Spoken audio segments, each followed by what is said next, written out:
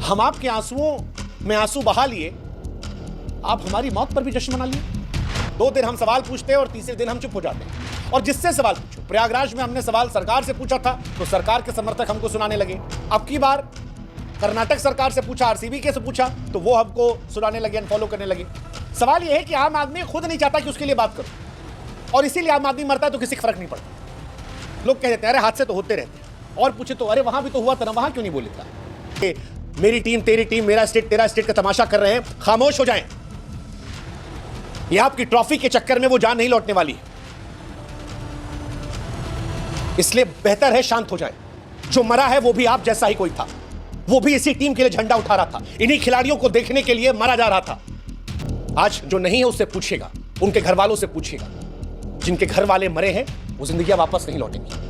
और अगर मौत को हम एक सो कॉल्ड अनफॉर्चुनेट इवेंट कहकर भूल जाएंगे तो याद रखिएगा, कल ये किसी और शहर में होगा, किसी और दीवार के पीछे ऐसी ही मौत बिछी होगी, और हो सकता है कि अगली लाश आपकी हो। भारत बड़ा अजीबोगरीब देश मुझे कई बार लगता है। इस देश में जश्न की भूख खून की प्यास बन चुकी है। इस देश में कुछ भी हो, हर चीज को तमाशा बना दिया था। एक इवेंट के तौर पर माहौल बनाइए, हर मौके को पोस्टर पर छपवा दीजिए, और इसी चकाचौंध में जब लोग मरते हैं तो चीखें दब जाती हैं।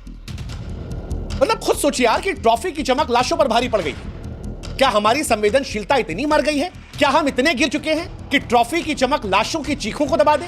क्या सियासत और जश्न की भूख ने हमारी इंसानियत को इतना कुचल दिया है? 11 लोग मर गए यार, आंकड़ा है कि और ज्यादा बढ़ रहा होगा ये। उसके बावजूद ये मौतें हमें झकझोरती नहीं। ये आरसीबी की जीत का जश्न नहीं था भाई साहब, माफ कीजिएगा, ये हमारी संवेदनाओं का जनाजा था। जिन्होंने बुलाया, भावनाओं को भुनाया, वो सुरक्षा की जिम्मेदारी से कैसे मुंह मोड़ सकते हैं?